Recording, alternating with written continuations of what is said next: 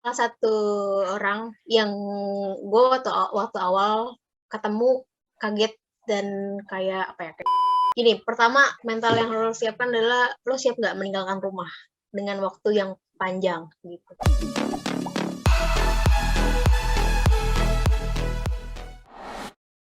Halo semuanya, selamat datang di podcast gue yang bernama Obrolan. Nama gue Roland, dan gue mau ucapkan terima kasih buat kalian yang mau menyempatkan waktunya untuk menonton episode perdana gue. Nah, di podcast ini, gue mengundang orang-orang yang menurut gue adalah orang yang inspiratif. Dan pada kesempatan kali ini, kita kedatangan tamu yang sangat spesial, teman kuliah gue, ya, sama-sama berjuang skripsian, namun di sela-sela kesibukannya juga aktif sebagai relawan di berbagai komunitas sosial. Salah satunya adalah Rumah Sebro yang dimasuki oleh dia pada tahun 2015, ya. Dan ternyata setelah tadi cari-cari info, dia juga adalah founder dari salah satu komunitas sosial yang bernama Sama-sama. Oke, tanpa basa-basi langsung saja kita undang Rake Syamtruli Rakasiwi. Halo Rake, ketemu lagi nih kita deh.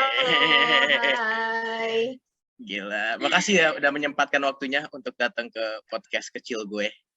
Ya, terima kasih juga udah diundang di podcast yang luar biasa ini. Luar biasa kecil ya. BTW lu tamu perdana gue sini, jadi gue mau terima kasih banget ya lu mau datang sekali lagi. Tapi gue tahu seperti yang lu cerita, lu juga sebenarnya sering ya diundang ke acara untuk jadi narasumber atau sharing mengenai kegiatan sosial lu. Sering sih enggak, cuma pernah beberapa kali. Tapi kalau sering banget sih enggak. Belum lah. Sampai situ belum. Oke, biasanya konsepnya itu one on one kayak gini atau ada audiensnya gitu? Biasanya ada audiensnya juga sering pernah. Terus podcast kayak gini one on one juga pernah beberapa kali. Yang terakhir gue dengar dari lu tuh menjadi narasumber di salah satu acara yang isinya tuh kepala RT ya atau RW ya? Iya, Lu pernah kepala posting RT ya? RW. Itu lu ngapain Jadi sih situ? jadi dia tuh dia tuh salah satu komunitas, jadi wadahnya RT RW se-Indonesia, klaimnya se-Indonesia, tapi memang belum terregister semua gitu loh. Nah, jadi kemarin itu gue diminta untuk sharing tentang kesiapsiagaan banjir. Kan sekarang udah mulai masuk ke musim penghujan nih gitu kan, dan ada beberapa warga yang memang rumahnya itu wilayah rawan banjir. Nah, kemarin gue disuruh untuk ngobrol-ngobrol sedikit, ngasih pengetahuan gimana sih caranya untuk menyiapkan untuk siap ketika ada banjir gitu. Wah, luar biasa. Berarti skalanya nasional ya? Gimana ya? Ya dong, kan se-Indonesia itu dong berarti. Iya sih. Dari acara seperti itu tiba-tiba ke podcast seperti ini, gue minta maaf ya. Jadi ngaruh ke karir lu ya. Enggak gitu dong konsepnya. Oh, enggak gitu ya. Oke, sebelum kita ngobrol lebih lanjut mengenai lu di dunia relawan, gue mau nanya sedikit, lu akhir-akhir ini sibuk apa? Akhir-akhir ini selain kuliah, terus juga ada beberapa project juga, jadi gue bikin beberapa bisnis sama teman-teman gue, juga terus freelance pekerjaan juga. Oh, oke. Itu ngatur waktunya gampang susah tuh. Lu jadi relawan, lu juga punya bisnis. Lu tahu kuliah gimana? Kita sama-sama tahu kuliah betapa sibuknya ya dengan segala dramanya gitu. Itu gimana ngatur waktunya gitu? Ngatur waktunya gimana? Gue juga bingung sih sebenarnya. Tapi gue mengatur skala prioritas gitu. Kalau kuliah pasti udah paling utama, itu menjadi prioritas gue yang pertama. Terus kalau volunteer, kalau gue sih udah menjadwalkan nih, kalau misalnya kegiatan volunteer gue itu, gue maunya seminggu itu adalah minimal gue sekali berkegiatan volunteer. Itu entah bagi-bagi makanan, bagi-bagi sembako, atau apapun, yang penting gue ada dalam 1 minggu untuk berbuat kebaikan lah istilahnya gitu kan. Nah udah, yang lainnya mengikuti gitu. Jadi kalau misalnya memang kayak ada janji, jadi mungkin waktu main yang dikurangin. Oh, Sangat gitu dikurangin itu. ya. Iya. Kurangin waktu main biar lebih produktif buat aktivitas utama lu gitu ya. Yes, BTW sama atur skala prioritas. Oh, asik. Nah, BTW tadi lu bilang bagi-bagi makanan. Gue belum pernah kebagian nih. Oh, gitu. Oke, Iya. rumah lu di mana? Aku samperin. Rumah gue di Kayu Manis, BTW kan akhir bulan kan gue juga suka kurang makanan nih. Jadi perlu Oh, relawan gitu. kadang-kadang datang. Boleh, tapi Iya. nanti muka lo gue masukin ya di Instagram. Gimana? Boleh. Ntar jadi viral. Jadi podcast gue juga viral. Oh iya. BTW gue Oke. mau nanya sedikit nih. Nah, Jadi lu tuh tergabung bukan hanya di satu komunitas sosial. Jadi tuh lu ya. tuh founder juga, tapi lu juga tergabung di komunitas sosial yang dikepalai sama orang lain, gitu ya? Ya, betul. Ada berapa yang aktif yang lu jalanin? Ya. Kalau sekarang yang aktif itu cuma 2 sih. Dari yang pertama, gue jadi volunteer di salah satu NGO, namanya Sekolah Relawan. Terus yang kedua ini gue aktif di komunitas gue sendiri, namanya Sama-Sama gitu. Wow, komunitas lu berarti disebut oleh orang Indonesia tiap hari ya? Itu terkenal banget. Ya, Tiap orang ngomong terima terima kasih kasih disebut. sama-sama. Iya, seperti itu. Sebenarnya filosofi dari namanya itu kita mau mengajak orang sama-sama untuk membantu sama-sama untuk memberikan kebahagiaan gitu. Jadi mau menciptakan semangat gotong royongnya itu loh sama-sama. Gitu. Itu filosofinya sebenarnya. Nah, boleh cerita sedikit mengenai sama-sama nih. Tadi kan filosofinya kan berdasarkan dari gotong royong ya. Sama-sama ini bentuk kepeduliannya seperti apa? Apa tadi bagi-bagi makanan seperti yang lo ceritain atau bersih-bersih sungai atau gimana? Gue pengen tahu bentuk-bentuknya apa nih. Kalau sama-sama sendiri kita bagiin sembako setiap minggu ke penerima manfaat yang memang itu aja setiap minggunya gitu. Dan alhamdulillah semakin berjalannya waktu itu juga terus bertambah. Jadi mungkin boleh gue ceritain sedikit kenapa akhirnya gue dan teman-teman gue bikin sama-sama. Jadi waktu itu gue sekeluarga kena COVID waktu itu di awal bulan Juli kalau nggak salah. Nah, ketika gue kena COVID, gue ngerasain banget gitu ya, teman-teman gue itu banyak banget yang ngebantu gue gitu, banyak banget yang ngebantu gue, bahkan itu setiap hari ngirimin makanan, ngirimin dan segala macem lah gitu, banyak banget orang-orang yang peduli saat itu kondisi gue saat itu gitu. Nah, terus akhirnya gue flashback nih, 2 bulan sebelum keluarga gue terkena musibah, gue itu baru balik dari NTT gitu kan. Terus akhirnya gue berpikir, kenapa ya gue bisa membantu orang-orang jauh, tapi gue tidak bisa membantu orang-orang di sekitar gue dulu, lingkungan gue dulu gitu. Ya, itu yang pertama itu. Terus akhirnya dari gue ngelihat teman-teman gue yang ngebantuin gue yang tadinya mungkin orang-orang melihat gue biasanya ngebantu orang, terus akhirnya gue dibantu, dan itu tuh touching heart banget buat gue gitu kan. Nah, terus akhirnya setelah keluarga gue udah sembuh semua, udah membaik semua, temen gue ngajakin untuk gimana kalau misalnya kita bikin satu komunitas yang memang fokusnya sama lingkungan sendiri dulu nih gitu. Nah ya udah akhirnya oke, gue mau banget buat bikin komunitas itu gitu, karena gue ngerasa daripada gue jauh-jauh bantuin orang lain tapi gue tidak melihat sekitar gue dulu itu kayak gimana. Nah akhirnya terbentuklah si sama-sama ini gitu. Awalnya sih memang konsepnya itu mau kita ngebantu orang-orang yang lagi isoman, tapi kan kalau gue sih kita ngelihatnya orang-orang yang isoman mungkin itu orang-orang yang bisa dibilang taraf ekonominya itu menengah ke atas gitu. Biasanya kalau orang-orang menengah ke bawah dia jarang banget mereka tes dan akhirnya mereka isoman gitu, jarang ya. Nah, akhirnya kita berpikir yaudah kita cari para janda, para lansia, para duafa di sekitaran sini yang memang kurang gitu, yang udah nggak kerja, yang makannya aja tuh mereka dibantu sama tetangga-tetangga sekitar gitu. Kita bantu setiap minggunya untuk ngirimin mereka sembako, dan itu akhirnya alhamdulillahnya sampai sekarang itu masih terus berjalan gitu.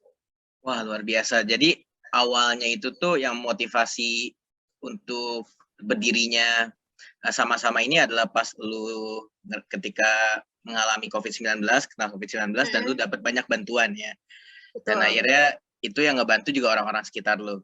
Nah, tadi kan lu bilang kan kalau sama-sama ini menitik beratkan sama orang-orang yang sekitar kalian nih, anggota kalian. Berarti yang di cover ini area Bogor sejauh ini, bener gak? Iya, benar. Area gue kan di Gunung Putri nih. Gue kan di Gunung Putri, jadi yang kita bantu sekitaran Gunung Putri gitu. Udah ada beberapa desa sih, maksudnya penerima manfaat kita tuh udah ada di beberapa desa gitu. Tapi ruang lingkupnya masih di Bogor Timur berarti. Bogor Timur ya. Yang menarik adalah gini, kan ketika mencetuskan ide nih, ayo yuk kita bikin sama-sama. Tadi temen lu yang mencetuskan kan idenya, kata lu? Ya, pertama temen gue yang ngajakin gitu, terus bis itu gue masalah tertarik. Yang jadi menarik adalah gimana caranya dari cuman ide tiba-tiba bisa ke desa-desa, itu kan juga ada proses perjuangan dong gitu. Bisa masuk ke desa-desa tuh gimana itu? Yang pertama kita pasti ngumpulin teman dulu nih, ngumpulin tim. Jadi kita sekarang udah ada 6 orang dan memang untuk saat ini belum mau ada penambahan tim lagi ya, ada 6 orang. Nah, dari 6 orang ini memang kita awal itu sama sekali nggak ada kepikiran ini kita nanti uangnya dari mana ya, terus nanti fundingnya kayak gimana ya, terus nanti sistemnya kayak gimana dan segala macamnya tuh sama sekali nggak ada pikiran ke sana. Bahkan waktu awal itu kita kepikirannya apa kita patungan dulu ya untuk langkah awal gitu, untuk memperkenalkan si sama-sama ini tuh apa. Tapi alhamdulillahnya pas kita baru mau jalan itu tuh kita udah kita announce lah akhirnya ke sosial media dan alhamdulillah banyak orang yang antusias untuk membantu. Nah, itu ketika dana itu udah mulai masuk, baru kita cari ke penerima manfaat nih. Kita tanya di misalnya di desa A, di desa lo ada duafa yang membutuhkan nggak gitu. Ya udah, kalau misalnya ada, nanti kita asesmen dulu nih, kira-kira kriterianya itu sesuai atau enggak gitu. Kalau misalnya sesuai, oke, itu yang akan kita jadikan penerima manfaat kita gitu. Oke, ya menarik ya. Berarti itu mulai bercucuran dana itu ketika promosi di sosial media. Yes. Seperti itu. Dan kalian tuh berenam ya di sama-sama ya. Dari 6 orang bisa ke desa-desa dan nyampe saat ini. Dan alhamdulillah sampai saat ini kita udah ngebagiin hampir 300 sembako. Gila. Less than 3 bulan. 3 bulan kayaknya. Luar biasa. 3 bulan. Luar biasa. Dan itu kalau boleh tahu cara untuk menyampaikan sembakonya seperti apa? Apakah langsung ke desa-desanya? Ini kan penerima manfaatnya rutin kan berarti kan? Iya kan? Kita langsung ke rumah sih. Kita tidak menggunakan stakeholder setempat, jadi kita langsung ke rumahnya mereka gitu. Jadi biar ada interaksi juga sama para penerima manfaat. Oke. Dari penerima manfaat dari sama-sama ini, ada nggak yang kayaknya tuh paling parah banget gitu? Ini kayaknya hidupnya kelihatannya tuh taraf hidupnya tuh lemah banget, sampai kayak lu ngerasa kayak, ih gila ini ya gini banget ya. Ada nggak ini sampai separah itu? Banyak. Dan kayaknya hampir semuanya gitu. Ada salah satu orang yang gue waktu awal ketemu kaget dan kayak kayak menyesali diri sendiri gitu loh. Gue kemana-mana bisa, tapi ternyata ada yang kayak gini nih di RT gue sendiri. Jadi ada salah satu kakek-kakek, dia udah cukup lansia juga. Dia tinggal sendirian dengan tempat kontrakan, cuma menurut gue kurang layak lah gitu. Terus ternyata pekerjaan dia itu cuma jadi kuli angkut di pabrik sebelah rumah gue. Dan tapi itu tuh seminggu itu cuma sekali. Dia kerja itu seminggu cuma sekali dan pendapatan dia itu cuma 40.000 dalam seminggu. Terus dia dan waktu kenapa akhirnya gue ngasih ke sana waktu itu, jadi ada cerita. Jadi saudara gue ini bikin warung nasi gitu di depan rumah. di depan gang gitu, di depan jalan raya. Terus tiba-tiba ngedengar kabar kalau si kakek ini tuh pingsan, dan akhirnya pingsan terus luka-luka gitu. Pas ditanya kenapa, Wak kok pingsan gitu, pas lagi kerja kok pingsan, terus katanya belum makan karena nggak ada uang gitu. Jadi itu sih yang yang menurut gue cukup menyedihkan. Terus juga ada lagi di desanya teman gue juga, jadi dia 2 orang lansia, sama-sama perempuan, adik kakak. Jadi mereka ya hidupnya sehari-hari hanya mengandalkan pemberian dari tetangga-tetangga sekitar untuk makan gitu kan. Dia punya anak, tapi anaknya ini nggak berkecukupan juga lah gitu. Akhirnya yang ngebantu dia tuh hanya warga-warga sekitar gitu. Itu sih. Berarti dengan mengikuti sama-sama juga dengan menemukan sama-sama dengan kelima teman lo ini juga membuat lo jadi lebih bersyukur ya kayak dalam hidup ya kayak. Yes. Luar biasa sekali. Pasti. Coba kita mau ke sedikit flashback ke belakang gitu. Okay. Kenapa sih lu mau jadi relawan gitu? Kenapa gitu? Maksudnya itu kita penasaran apakah ada kisah personal lu ketika lu masa kecil atau diajak teman atau gimana, coba ceritain sedikit. Ini pertanyaan yang paling bikin gue bingung selalu gitu ya. Kenapa menjadi relawan itu? Mungkin dari awal gue ikut kegiatan kerelawanan itu tahun 2015 di Rumah Sebro itu pertama kali. Yeah. Jadi waktu itu sebenarnya itu juga nggak sengaja gitu. Jadi memang gue dari dulu itu aktif di organisasi dari sekolah. Nah terus waktu SMA itu gue ada salah satu tugas untuk mencari permasalahan sosial. Nah, akhirnya ketemulah gue, singkat cerita, gue ketemu sama Rumah Sebro ini, akhirnya gue udah menyelesaikan tugas gue, terus waktu itu kayak diminta gitu, jadi di sana anak-anaknya memang kurang lah gitu kan, anak-anaknya kurang, terus jadi dia kayak rumah singgah gitu, anak-anaknya kurang, terus akhirnya dimintalah, Raka punya kemampuan apa gitu, boleh dong buat bantu-bantu di sini gitu kan. Terus gue mikir, gue nggak bisa gambar, gue musik nggak bisa, dan segala macam gue nggak bisa. Nah, terus akhirnya gue berpikir gimana caranya gue bisa ngebantu ya waktu itu. Terus waktu itu ada salah satu laki-laki yang mendekati gue, dan dia punya skill nih, ya kan? Dia punya skill, akhirnya gue manfaatkanlah dia untuk ngebantu gue di Rumah Sebro itu gitu. Terus nah pas gue walaupun gue cuma kayak ngebantuin dia doang, tapi dari gue ngobrol sama anak-anaknya, terus juga anak-anak itu menyambut gue dengan happy gitu, gue juga jadi kayak merasa ketagihan untuk terus ikut kegiatan kerelawanan gitu. Jadi kenapa kalau ditanya gue mau jadi relawan, itu apa ya, suatu kepuasan sendiri gitu loh Lan, kayak suatu kepuasan sendiri yang nggak bisa disampaikan gitu, kayak ada rasa ketagihan aja terus untuk ngebantu orang lain gitu. Itu sih kalau gue. Dan mungkin juga jadi rasa kayak, kekeluargaan yang lo dapet ya, rasa kekeluargaan yang lo dapet ya. Terus juga bisa ngobrol sama mereka itu juga priceless. Terus juga kayak gue ngenolong mereka sama juga kayak gue ngenolong diri gue sendiri gitu. Berarti pertama kali berkenalan dengan dunia relawan itu adalah di Rumah Sebro ya, yang benar-benar gitu. Ya. Di Rumah Sebro ini. Dan lu di sini tadi lu cerita itu sama cowok yang itu kan yang tadi itu yang katanya lu manfaatin. Oke. Gue nggak akan bahas gimana manfaatinnya. Mungkin itu kalau sehabis podcast bisa kita bahas. Gini ke bahasanya jadi kayak manfaatin ya. Gini, gue pernah ngechat lu gitu. Mungkin lu udah lupa ya. Lu kan banyak inilah channel ya.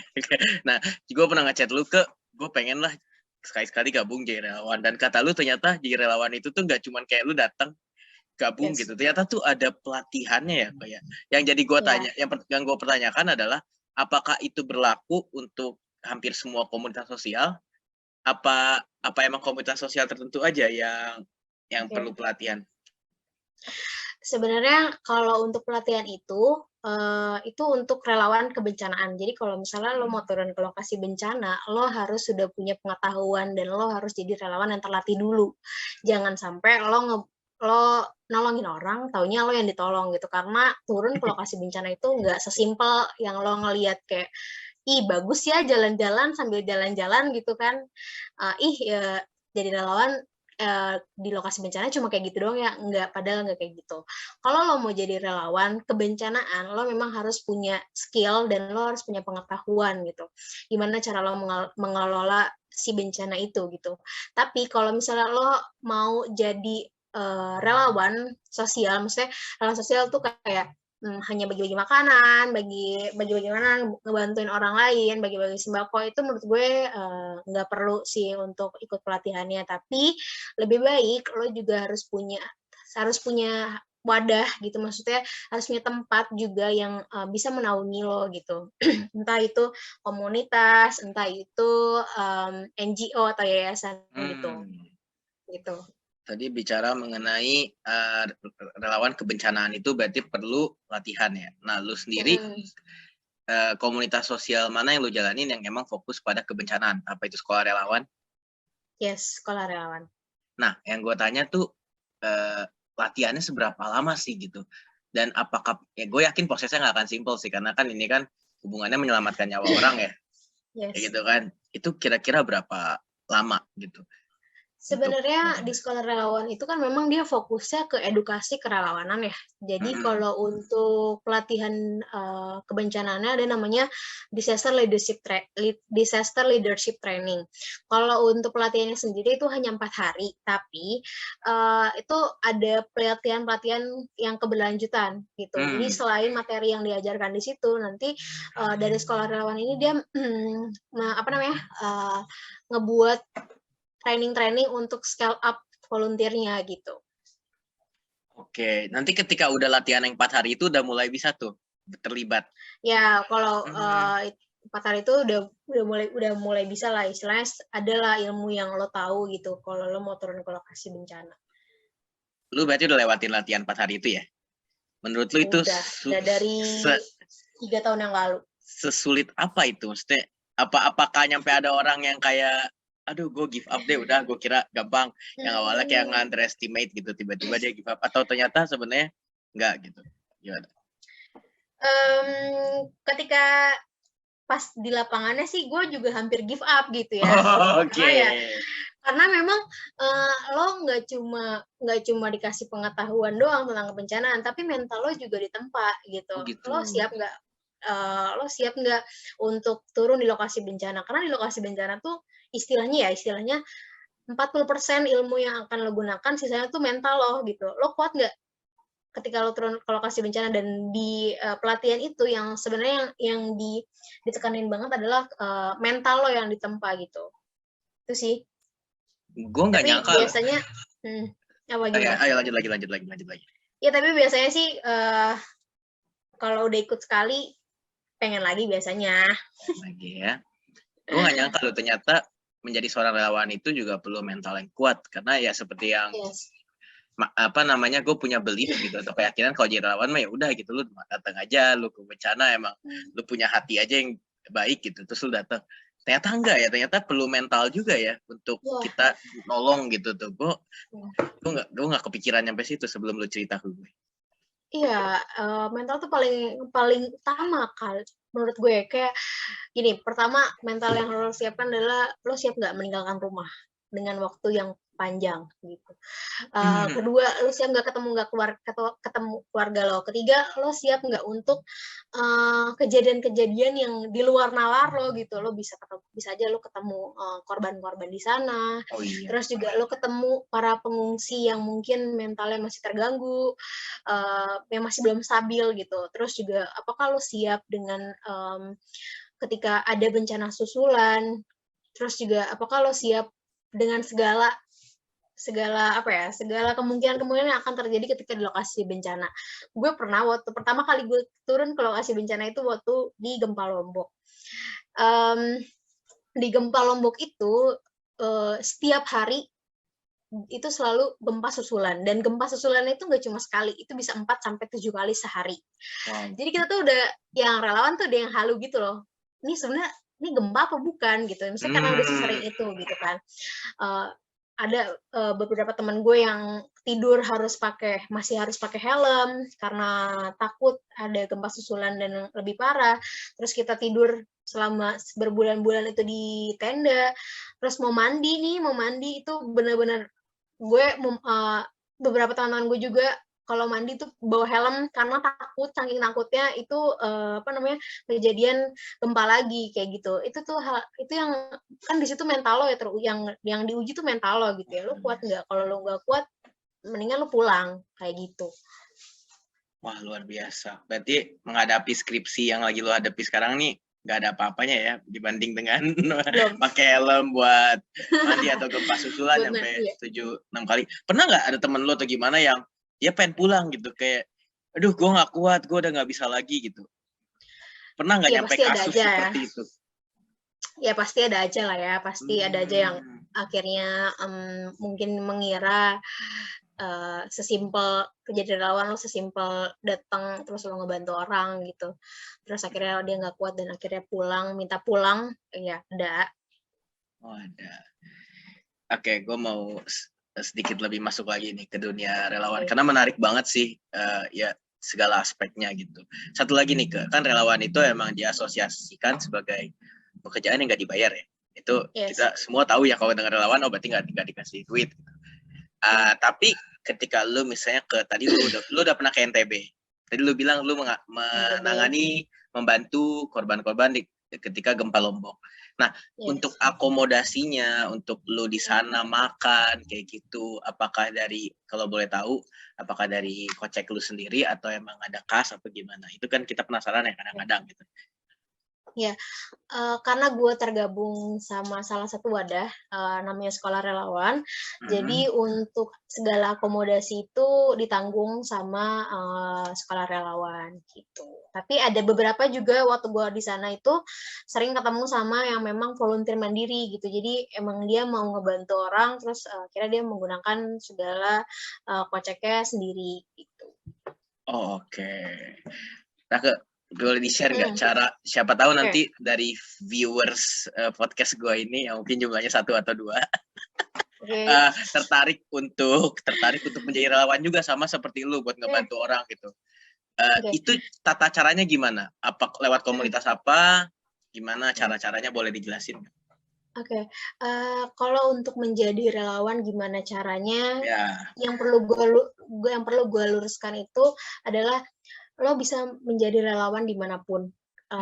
Nggak harus lo punya komunitas, nggak harus lo tergabung dalam salah satu wadah.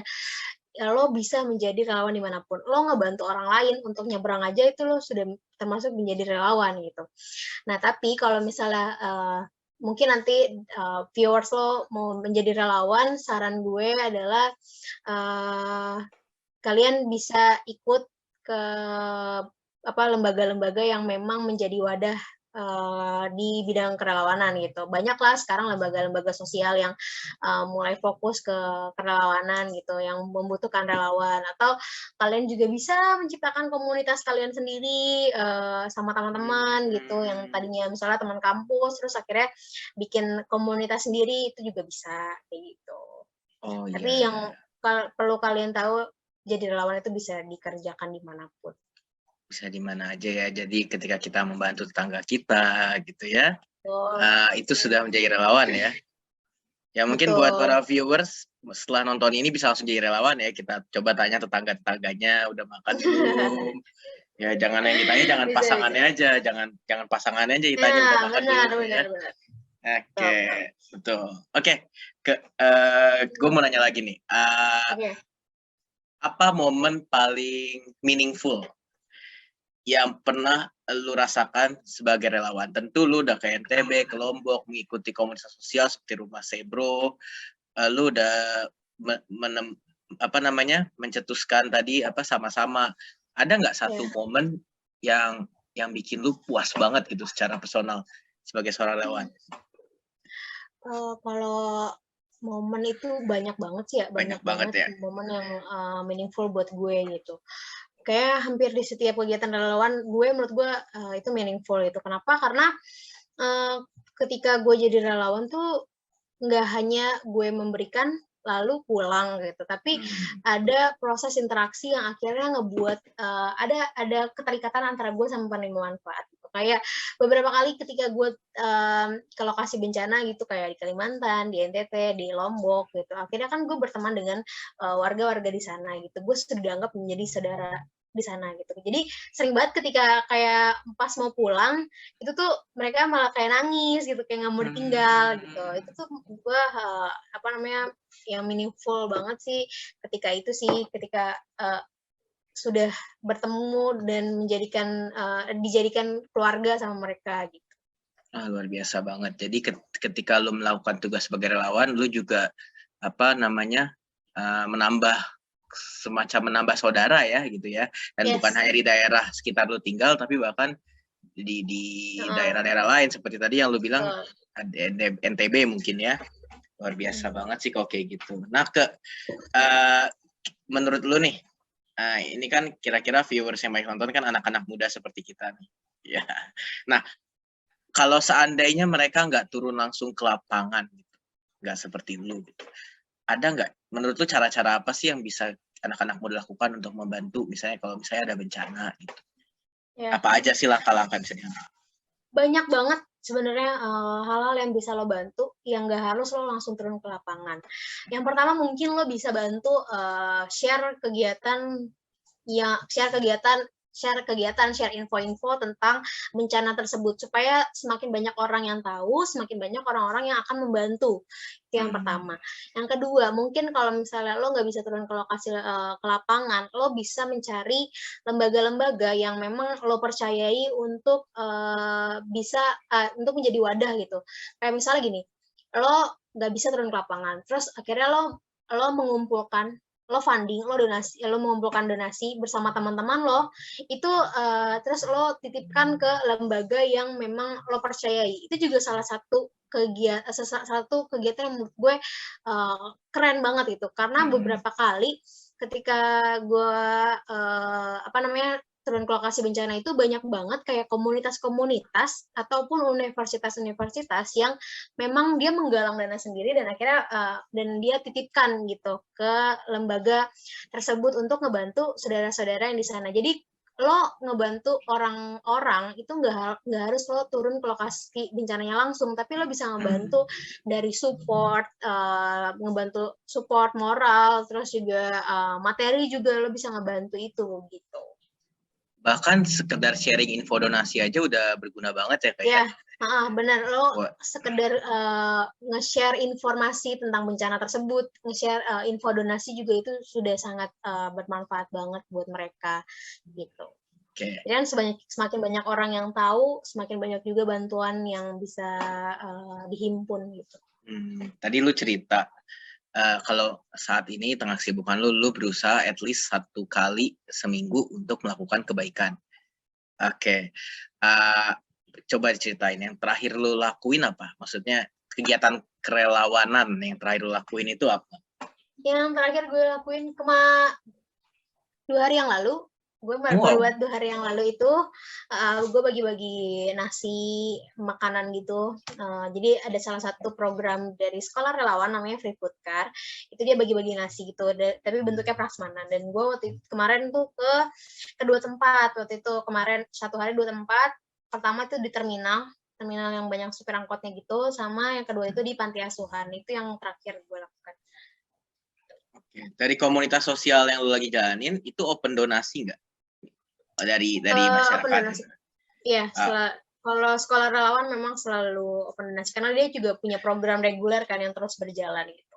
oke, untuk biar agak bagaimana caranya biar orang bisa nyumbang gitu taruhlah sekolah relawan dulu deh. Ya, gimana caranya yang bisa nyumbang, teman-teman mungkin nanti teman-temannya Rolando bisa cek di Instagram-nya Sekolah Relawan, @sekolah-relawan, di sana ada info donasi, teman-teman juga bisa lihat beberapa program Sekolah Relawan. Kebetulan juga tim Sekolah Relawan ada yang lagi di Kalimantan Tengah, lagi banjir, jadi di sana udah banjir yang lumayan cukup parah, dan teman-teman sekolah relawan masih di sana. Mungkin teman-teman bisa menghubungi nanti nomor info donasinya sekolah relawan. Oke, jadi begitu ya teman-teman. Nanti akan aku tulis juga di videonya nanti cara-caranya untuk donasi juga. Nah, kalau sama-sama gimana? Apa kalau ngebuka sama-sama, donasi? nah ya boleh juga sama-sama. Boleh. Kita selalu buka donasi. Jadi kita ada di Instagram namanya @samasama.idn. Teman-teman bisa menghubungi nomor yang ada di bio-nya. Jadi kita memang selalu buka donasi karena kegiatan kita selalu setiap minggu. Gitu. Oke. Mungkin Rake, sebelum gue tutup ini meeting pertemuan kita hari ini, mungkin ada yang mau disampaikan buat kaula muda ya yang mungkin akan menonton kita. Buat teman-teman semuanya yang ada di sana, kalian pasti roaming. Ini di-cut mungkin ya, cut gitu. Oke, siap. Jadi buat teman-teman yang mau ikut berkegiatan volunteer, teman-teman juga harus tahu dulu niat teman-teman mau menjadi volunteer itu untuk apa. Apakah teman-teman benar mau membantu saudara-saudara kita, atau hanya ingin get attention aja, atau cuma mau fame aja gitu. Teman-teman juga harus tahu itu, karena kita harus meluruskan niat kita dulu. Kita mau menjadi volunteer itu untuk apa, itu paling penting. Dan di umur kita yang masih muda ini, menurut gue penting banget untuk aktualisasi diri. Kita harus tahu potensi diri kita itu apa, dan kalau misalnya kita udah tahu, cari teman sebanyak-banyaknya, baca buku sebanyak-banyaknya, ikutin kegiatan organisasi sebanyak-banyaknya, karena pengalaman itu tidak pernah bisa dibeli gitu. Luar biasa, pengalaman tidak bisa dibeli, ya, jadi kita hanya bisa mencarinya ya. Betul sekali. Gitu. Rake, it was nice talking to you. Luar biasa banget. Makasih udah menyempatkan. Nggak kerasa ya? Nggak kerasa banget ya. Emang gua ini seorang host yang hebat. Nggak, gue salah. Nggak. Nggak. Emang karena lu memberikan banyak informasi. Gue ngerasa kayak gue banyak banget ngomong ya, gitu. Memang itu tujuannya. Jadi karena banyak banget kan hal-hal lessons ya yang kita belajar dari lu gitu. Tentang jadi relawan. Jadinya gue mikir jadi relawan tuh, gue kira tuh cuman kayak ya tinggal masuk doang gitu, apa gimana, yang untuk kebencanaan contohnya. Ternyata ada latihannya dulu, dan relawan juga perlu mental yang kuat seperti itu. Dan juga jadi relawan itu bukan suatu hal yang main-main gitu. Emang benar-benar kita harus punya niat yang kuat untuk ngebantu saudara-saudara kita. Seperti itu ya. Betul. Ya, tadi juga gue sih juga salut sih sama lu gitu. Seminggu sekali buat ngelakuin kebaikan gitu ya. Nah, ini juga buat teman-teman viewers juga, beringat sekali lagi tadi seperti yang Rake bilang, buat lu jadi relawan tuh nggak harus ada komunitas gitu, tapi ketika lu ngelihat tetangga lu ada masalah gitu, mungkin mereka nggak kekurangan makan, dan lu mau bantu, itu udah bukti bahwa lu punya jiwa relawan yang baik. Betul, benar banget. Jadi sebelum membantu di luar, sebaiknya kita melihat dulu lingkungan kita sendiri. Baik, sebelum lingkungan, hati dulu ya. Udah beda topik ya. Oke Rake, thank you. Sehat-sehat selalu. Sampai ketemu lagi di kelas. Mungkin itu juga kalau mau jadi volunteer, kalau jadi volunteer bonusnya bisa dapat jodoh. Oke.